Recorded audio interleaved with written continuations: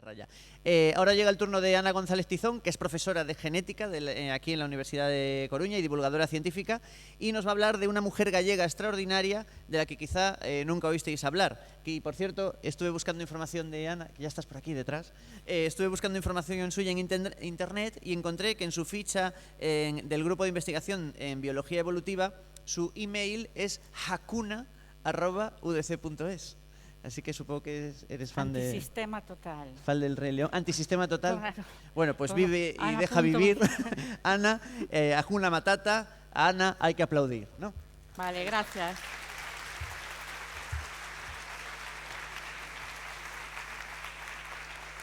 Bueno, buenos días a todos. Me parece que hoy va a haber pique de expediciones y de viajes, ¿eh?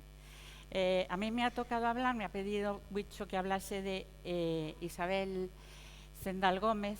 Yo no sé si habéis oído hablar, si os suena. Es la primera enfermera de la historia en misión internacional. Está proclamada por la Organización Mundial de la Salud como la primera enfermera historia en misión internacional, y os voy a contar aquí por qué.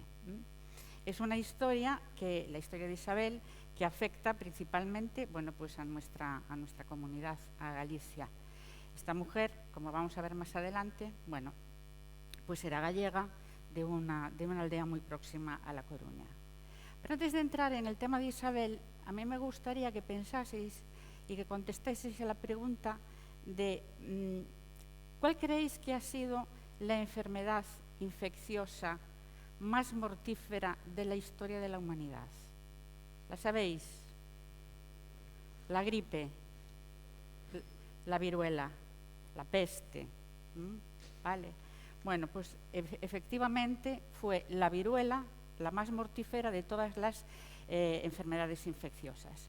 Los datos de la OMS, estos son datos de la OMS, nos indican que la viruela ha matado a más de 300 millones de personas a lo largo de la historia, por delante del sarampión, que es la segunda, la gripe, la mal llamada gripe española, la gripe de 1918, peste negra, VIH, etcétera, etcétera.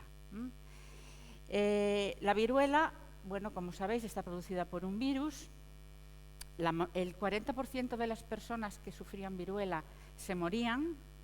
Las que sobrevivían, bueno, quedaban marcadas de por vida. Y aquí tenéis, bueno, pues unas momias. Esta que tenéis aquí está tumbada, es la de Ramsés V, que murió de viruela, y esta, bueno, es la momia de un niño que se encontró, bueno, hace unos cuantos años. Y veis todas las pápulas, ¿vale?, que producían, bueno, pues esta enfermedad, una enfermedad contagiosa, afectaba a cualquier estamento social, no hacía distingos, así como otras enfermedades infecciosas estaban más asociadas a pobreza, mala alimentación, etcétera, etcétera. La viruela no hacía distingos, afectaba a todas las clases sociales. Y eso es importante, aunque parezca triste, aunque sea triste, por lo que vamos a ver más adelante. Bueno, sabéis que la viruela está ya erradicada.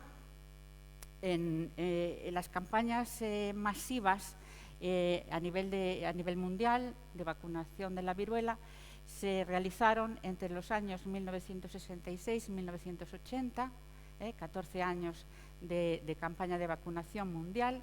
El último caso de viruela es esa niña que está ahí, de Bangladesh, en el año 76, de viruela mayor. Y el último de viruela minor, porque hay varios tipos de viruelas, bueno, pues se dio en Etiopía un año más tarde, en 1977. El caso es que en marzo de 1980 la OMS declara a la Tierra zona cero de viruela.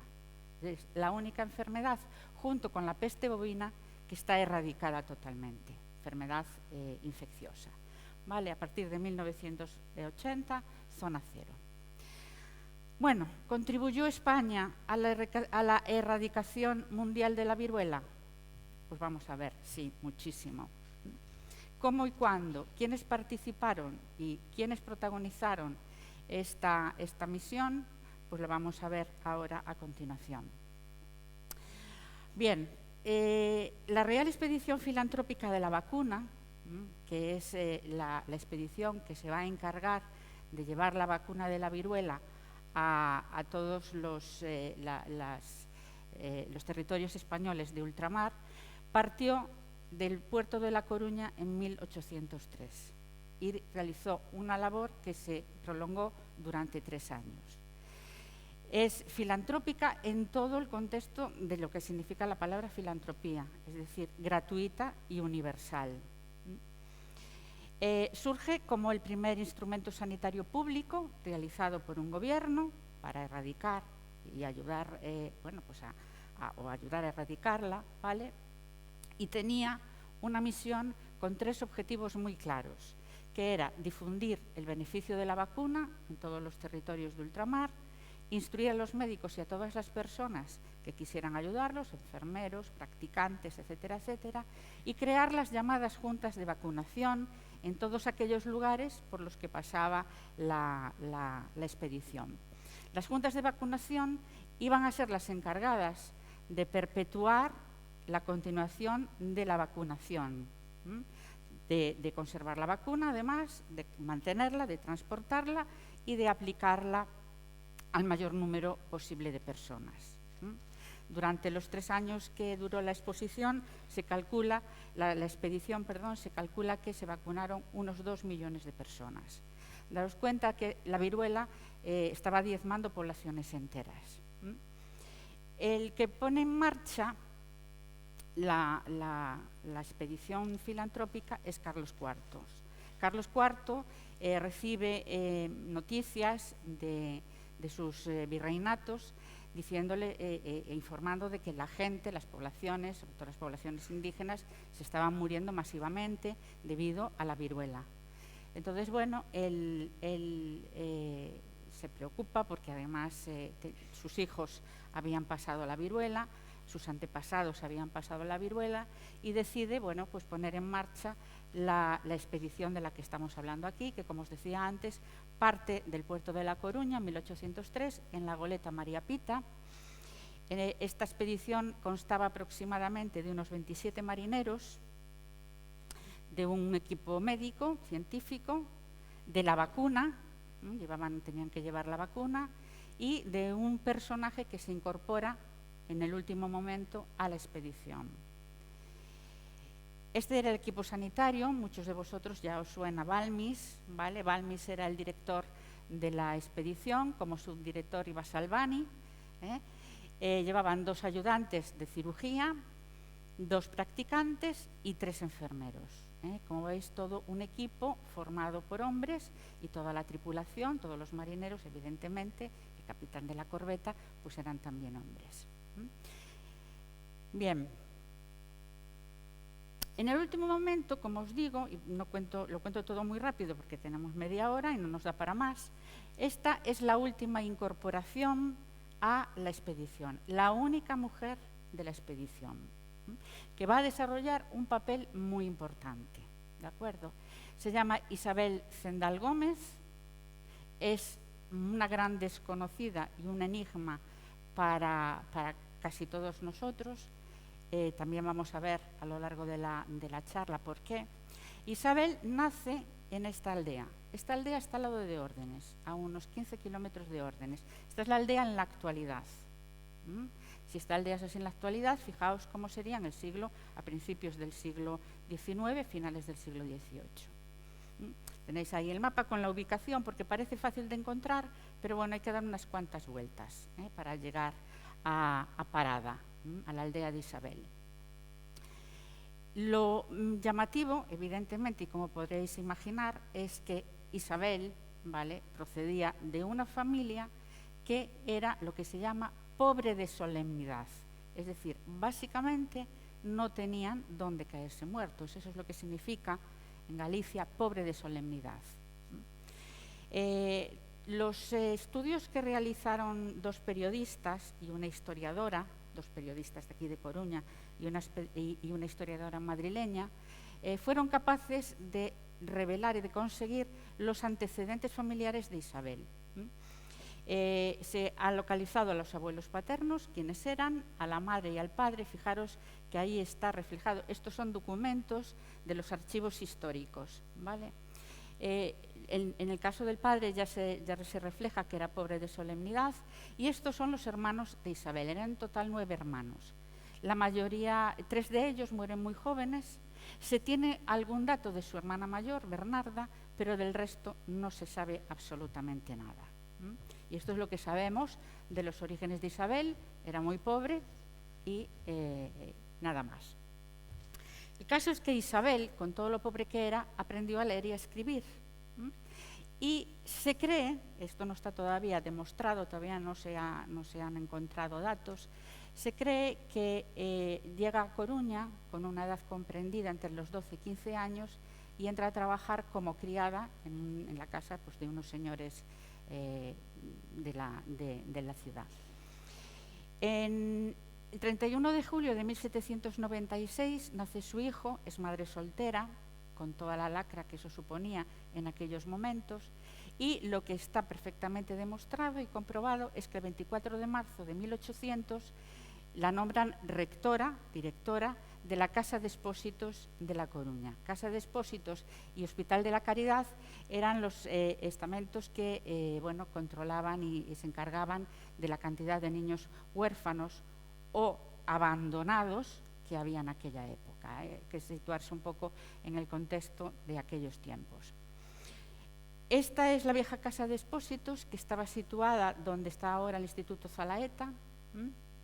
Evidentemente esta foto es posterior a la época de Isabel, pero bueno, no hay ni siquiera litografías de la época. Y lo que os pongo ahí escrito, solamente a modo anecdótico, era el sueldo que recibía Isabel en aquella época. ¿De acuerdo? Isabel, debido a su labor en la Casa de Expósitos, va aumentando su fama de buena rectora y le van aumentando el sueldo poco a poco a través de estos dádivas de pan, carne, etcétera, etcétera. Ella, como rectora, se encarga de la limpieza de los niños, de las ropas, de los jergones, de acristalar la casa de caridad. Los niños pasaban hambre, pasaban frío, ¿vale? Y de colocar farolas en los dormitorios, porque la Casa de Expósitos estaba completamente oscuras. ¿Vale? Y consiguió algún que otro donativo para que los niños pasaran en Navidades o en Cuaresma unos días con manzanas cocidas, etcétera, etcétera. Las litografías muestran el torno en donde se dejaban los expósitos, y ahora veréis por qué os hablo de ellos, donde se dejaban los expósitos o donde los padres, las madres solteras mayoritariamente, abandonaban a los hijos. El torno gira y por dentro las monjas que ayudaban en la casa, recogían a estos niños abandonados. Algunos eran huérfanos y otros eran abandonados. Y otros eran abandonados temporalmente, con intención por parte de los padres de volverlos a recoger cuando pudieran darles de comer. Bueno, el caso es que Balmis llega, esto no os lo voy a leer, lo tenéis ahí para si vosotros queréis ir echándole un vistazo al nombramiento que hace Carlos IV con respecto a Isabel. Balmis llega en septiembre de 1803 a La Coruña, llega de Madrid y entonces él necesita llevar la vacuna a ultramar. ¿Cómo va a llevar la vacuna? Pues la vacuna la va a llevar en recipientes vivos. La vacuna lo va a llevar en los niños expósitos. Son los niños expósitos la vacuna de la expedición. Él calcula, pues tiene todo perfectamente establecido, lo que le va a llevar la expedición y entonces dice, yo voy a necesitar como mínimo para que la vacuna llegue a donde tiene que llegar 22 niños. Entonces algunos padres, se hizo una convocatoria, algunos padres dieron el permiso para que sus niños fueran niños vacuníferos y fuesen en la expedición, pero no llegaban esos niños y entonces se recurrió a la Casa de Expósitos. Habla con Isabel Zendal y entonces Isabel Zendal se encarga de buscar a los niños más adecuados para llevar la vacuna. Como no llegaban, no era número suficiente de niños que cumpliesen las condiciones, luego os digo cuáles son, Se van también a la Casa de Expósitos de Santiago de Compostela, y en la Casa de Expósitos de Santiago de Compostela cogen también a más niños. Al final reúnen a 22 niños, que son los niños vacuníferos, conocidos como en América como los galleguitos, que son los que llevan la vacuna viva en el brazo. ¿Vale? Balmis habla muy bien de Isabel a Carlos IV, y Carlos IV automáticamente ordena que Isabel, o permite que Isabel se incorpore a la expedición en calidad de enfermera. ¿De acuerdo? Y entonces, bueno, allí se va Isabel, la única mujer en la expedición, ¿vale? Los niños vacuníferos eran todos niños, no había niñas, con las siguientes funciones. Tenía que hacer de enfermera, pero además tenía que cuidar de los niños, darles cariño y protección, impedir que los 2 vacuníferos contagiasen al resto, vigilar a los no vacuníferos, a los no infectados, ¿vale? Hacer las vacunaciones y asearlos, vigilarlos y no separarse de ellos incluso cuando llegaban a tierra. Estos son los niños vacuníferos, ¿vale? Bueno, son los niños vacuníferos actuales nuestros, son unos niños de un colegio público de Bayo que están teniendo mucho éxito porque hacen una representación teatral sobre los nenos de variola, basados en el libro de Isabel Solar, no me acuerdo el nombre, de María Solar, que está, lo tenéis fuera, ¿vale? Fijaos que los niños, las edades de los niños, de 3 a 9 años, muchísimos tenían 3 años. Cuidar a 22 niños de estas edades, bueno, pues realmente es una tarea bastante difícil, ¿no? ¿Vale? ¿Por qué niños de estas edades? Para asegurarse de que eran niños que no habían pasado la viruela.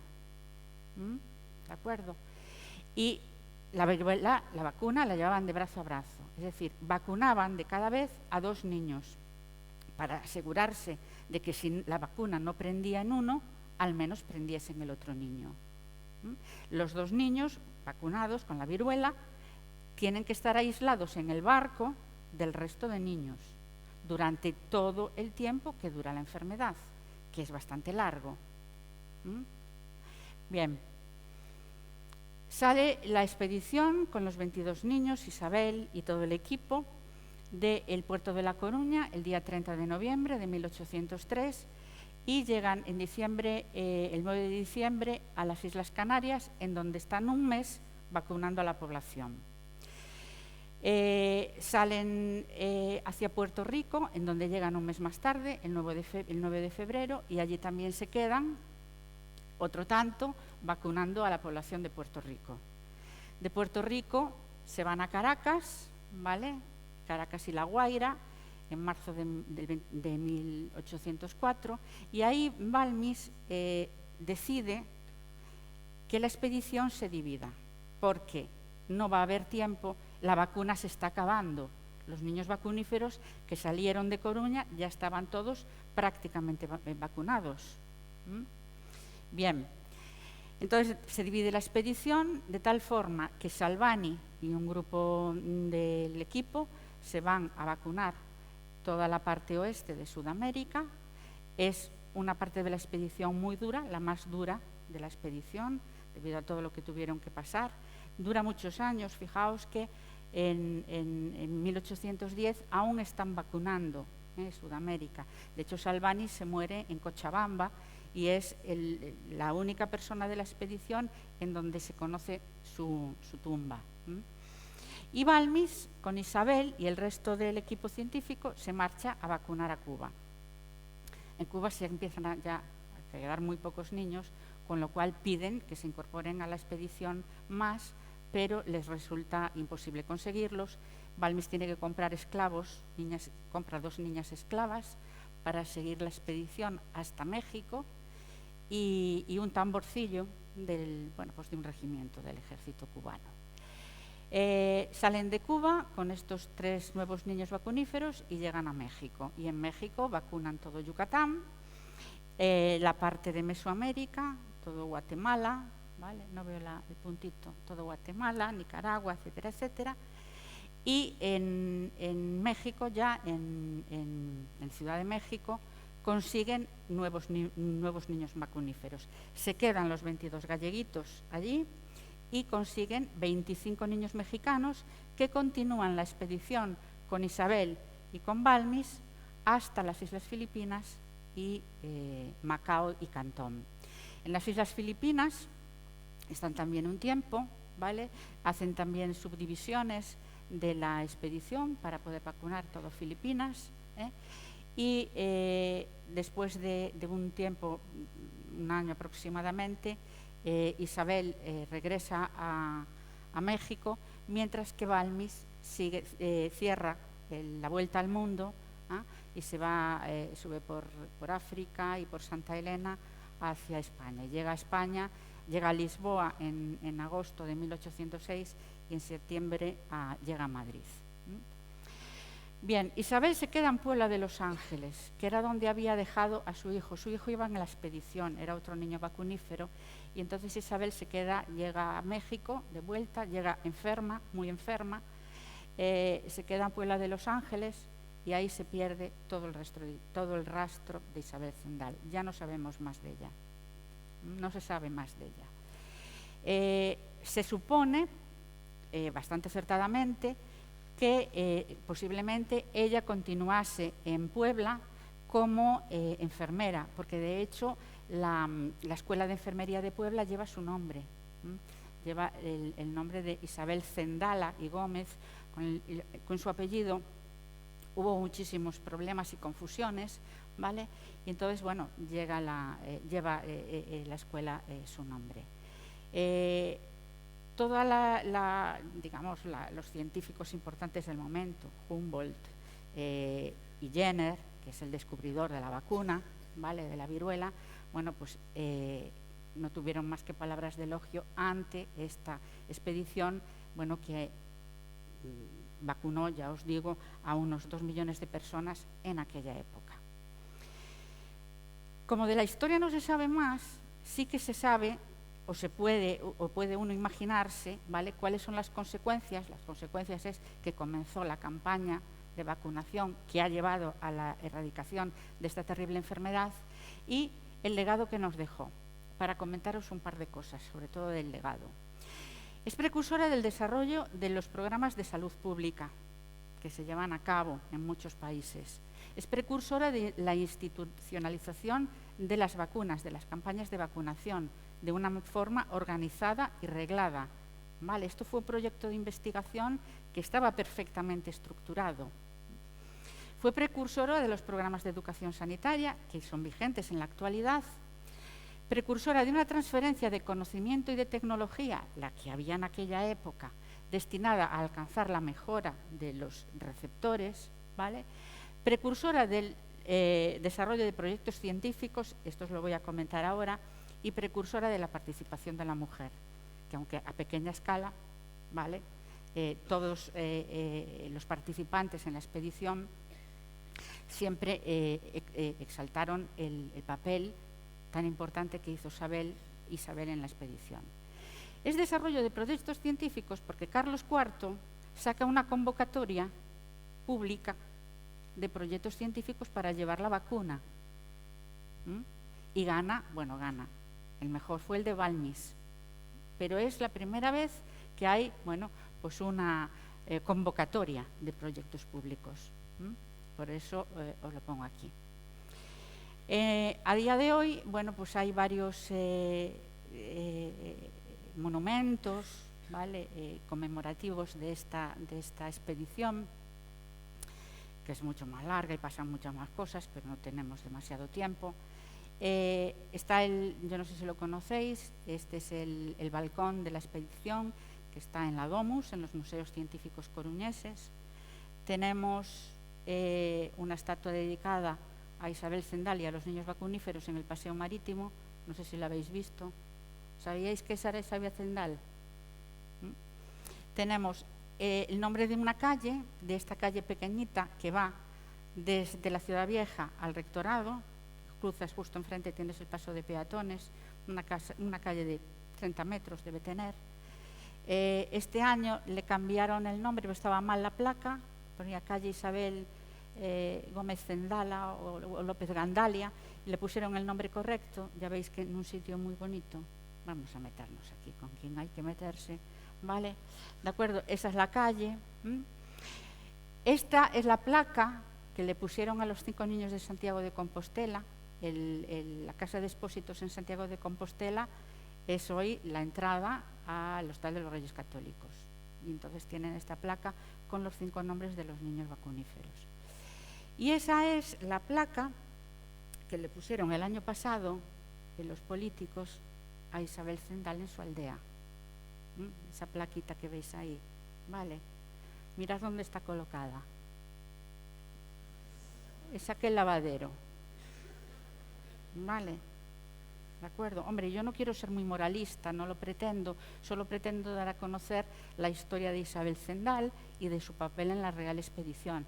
Pero claro, algo un poquito mejor se podría haber hecho, ¿no? Bien, para terminar, en uno de las charlas de ingreso en la Real Academia de Medicina de un médico gaditano, ¿vale?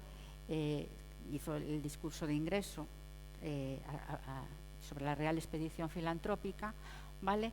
Y en el medio de todo esto, de todo su discurso, dice: debemos sentirnos orgullosos de la Real Expedición Filantrópica de la vacuna y de los resultados obtenidos en la misma, no solo por encontrar el método que permitiese el transporte de la linfa de la vacuna, sino por planificar las estructuras permanentes en el tiempo para conservar, extender y enseñar a las poblaciones a preservarse de la viruela, bueno, y de cualquier otra enfermedad contagiosa. Los protagonistas fueron quedando en el olvido. Balmis es el más conocido, Salvani se conoce menos y su labor fue brutal, ¿vale? México mantuvo el recuerdo de esta expedición a través de los premios de enfermería que conceden y de esta escuela que lleva su nombre. Y ahora en Coruña, bueno, pues hay una asociación, que es la Asociación de Isabel Zendal, que se está encargando de sacar a la luz toda esta historia. Ya han también sacado unos premios de enfermería de cada año al mejor trabajo de fin de grado, creo que es. Y nada más. O sea, Antonio López Mariño, que es el principal descubridor de toda la historia y vida de Isabel, claro, dice: Isabel se quedó en Puebla, no sabemos absolutamente nada de ella, queremos que regrese a España. ¿Y cómo queremos que regrese a España? Pues haciendo que nuestros niños conozcan su historia, ¿vale? Y la historia de la erradicación de esta terrible enfermedad. ¿De acuerdo? Y nada más. Me dijeron: habla de Isabel Zendal, y yo he hablado de lo que se sabe de Isabel Zendal.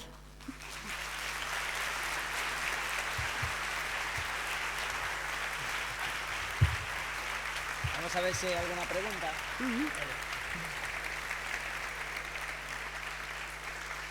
Pues con esa plaquita había que hacer algo, ¿eh? Yo que sé, un graffiti ahí chulo. Sí. Isabel was born here, algo así. Sí. Algo que llame a los millennials también, ¿no? Sí. ¿Tenemos alguna pregunta por ahí? Ahí en el medio hay una. Por aquí. Levanta la mano para que te vean.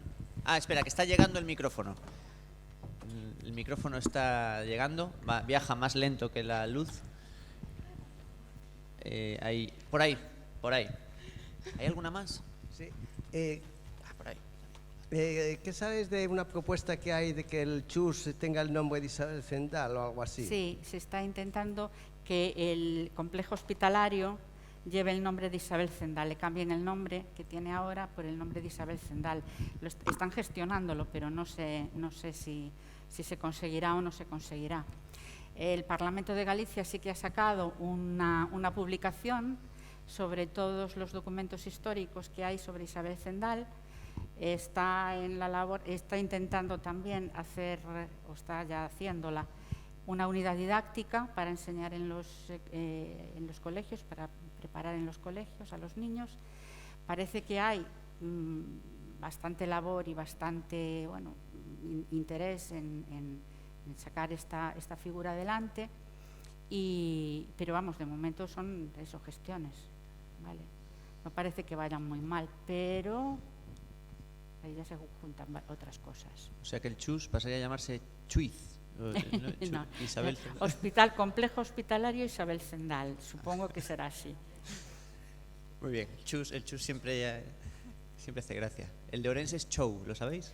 Está muy gracioso. Creo que había por ahí otra pregunta. Hola. Hola. Hola. Bueno, cuando estabas hablando de los niños vacuníferos que no podían ponerse en contacto con otros niños y tal, yo estaba como en mi ignorancia pensando, no voy a preguntar, pero no entiendo cómo funcionaba esto. Y como he preguntado por aquí, tampoco lo entendía la gente a mi alrededor, dije, pues venga, voy a preguntarlo. ¿Cómo hacían esto de que decías que era de brazo a brazo? Claro, ¿Cómo era vamos esto a ver. Toma. Ellos sacaban la linfa, ¿vale? O sea, vosotros sabéis que la viruela, que bueno, el curso de la enfermedad es los 7-10 primeros días no es infecciosa, la gente no siente, la gente contagiada no siente nada, ¿vale?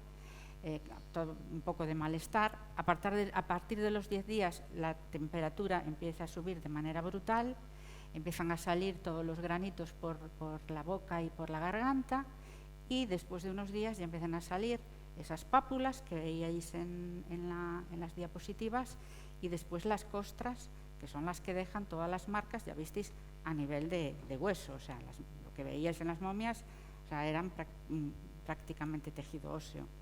Bien, entonces lo que hacían era, de todo el grupo de niños, cogían a los 2 primeros, y entonces cogían la linfa, que lo habían cogido previamente de 2 niños infectados del hospital, de la casa de expósitos, y a esa pareja la vacunaban a los 2 con una incisión en el brazo. Automáticamente aislaban a esos 2 niños en el barco, en la goleta, en la María Pita. Esos 2 niños estaban aparte y los 20 restantes estaban jugando. Entonces, cuando llegaba el periodo de inoculación, sacaban de esos 2 la linfa y se la ponían a los otros 2. Y entonces iban vacunándolos de 2 en 2. Esos 2 vacunados tenían que estar aislados para que no contagiasen al resto. O sea, se tenía que cumplir el ciclo de la enfermedad de 2 en 2 niños. Perdona, ¿y los 2 que estaban vacunados al principio, una vez pasaba ese periodo, ya se juntaban con los otros niños? Exactamente. O sea, claro. siempre estaban 2 aislados. Siempre estaban y el resto 2 aislados. Siempre estaban 2 aislados. Y se cumple el ciclo, porque el ciclo es desde que uno se contagia hasta que se cura, ¿vale? Pues deben de pasar unos 20 y tantos días, aproximadamente. ¿Vale? De ahí que, bueno, el Balmis, claro, lo había estructurado todo, había contado, calculado cuántos niños necesitaban como mínimo para poder llegar en 2 meses a ultramar con la vacuna viva, y allí seguir vacunando al resto de niños y de la población receptora, pues Puerto Rico, Cuba, todos los sitios que vacunaron. O sea, de los dos proyectos científicos que se presentaron para llevar la vacuna, uno fue que tenía la ventaja, que por eso yo creo que ganó, es que llevaban la vacuna en los niños. O sea, llevaban la vacuna viva en niños, porque el otro proyecto decía de llevar la vacuna en vacas.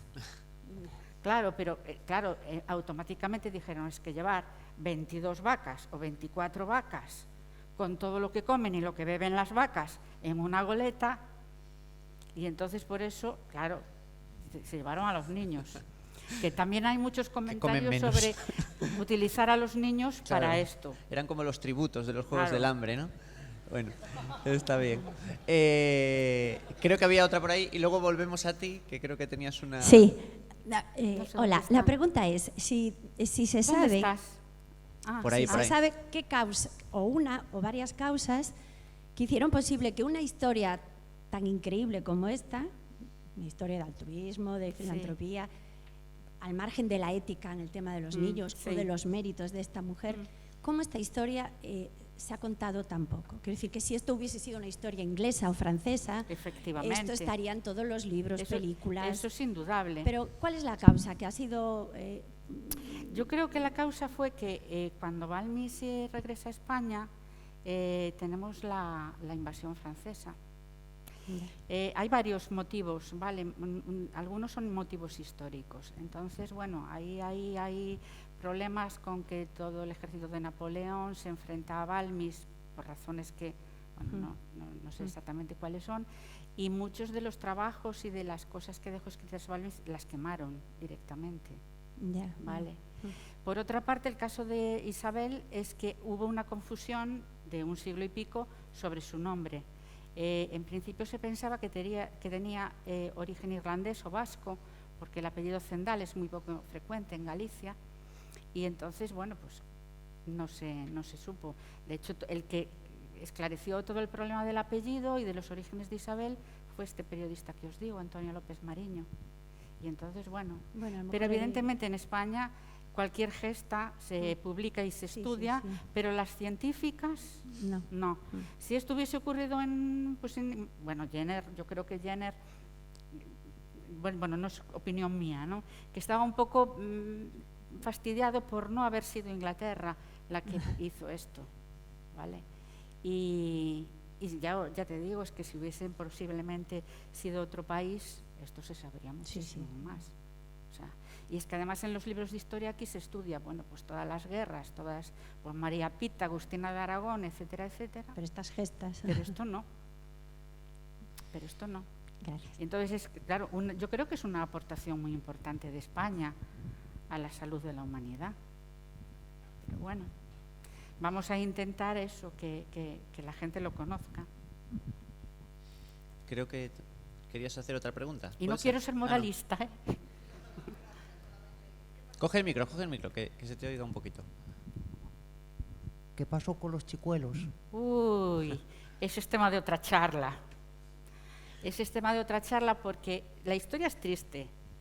La historia es que cuando se propone llevar a los niños vacuníferos, Carlos IV decreta que esos niños, cuando lleguen a su destino, sean cuidados, sean alimentados y sean educados, ¿vale? Y tan pronto se pueda, ¿vale?, devolverlos a España. No pasó nada de eso, ¿vale? Entonces no se sabe nada de los niños. Se conocen sus nombres porque están en los registros, ya os digo, pero los niños se quedaron allí. Solo volvió uno de los que salían de Madrid, que de Madrid salieron con Balmis 4 niños. Balmis traía la vacuna a Coruña y 4 niños, también vacunados de 2 en 2. Entonces solamente volvió uno, que en el viaje de vuelta murió, en el viaje. Además, fijaos que durante el viaje de ida a Isabel no se le muere ningún niño, ¿eh? Con todo lo que se pasaba en aquellas épocas en las expediciones. Ya vimos lo que nos contaron antes. De todo, enfermedades, tempestades, de todo. A ella no se le muere ninguno. Y el único que vuelve a España, que hay constancia de que vuelve a España, es un niño madrileño, Andrés Naya, que se muere a mitad de viaje, pues se pone enfermo de otra cosa, ¿vale? Y de los demás no se sabe nada. Parece ser, yo hablo mucho, ¿eh? No, está perfecto. Eres la que tienes que hablar. Parece ser que alguna investigación que se ha hecho en México ha encontrado a algún descendiente de uno de los niños de la expedición. Y parece ser que se le propuso, bueno, pues hacer cosas y tal sobre sus antepasados y no quiso saber nada. No quiso saber nada.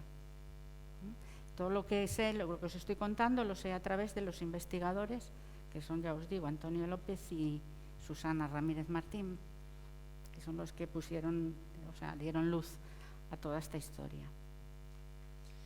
Muy bien, pues no sé si hay... Ay, pues sí, tenemos más. Le vamos a dar el turno también a la persona que tienes detrás, que si no... Hola, Hola. ¿por qué se descartó...? Perdón, va a ser la última porque ahora ya vamos justillos de tiempo. Vale. Luego podéis hablar con Ana, Pero que la después me encontraréis por ahí. preguntáis lo que queráis. Es más, tengo unos folletos y os los reparto. Perfecto. Vale. Mi pregunta es ¿por qué se descartó a las niñas desde un principio? Pues mira, porque yo creo que el papel de la mujer a lo largo de la historia es que, bueno, la mujer es más débil, ¿vale? Entonces las niñas son más débiles, pues no fueron niñas. Yo creo que era pues un problema de género, ¿vale? Sin más. Y las niñas ayudaban en casa, a las mamás, etcétera, etcétera. Ya.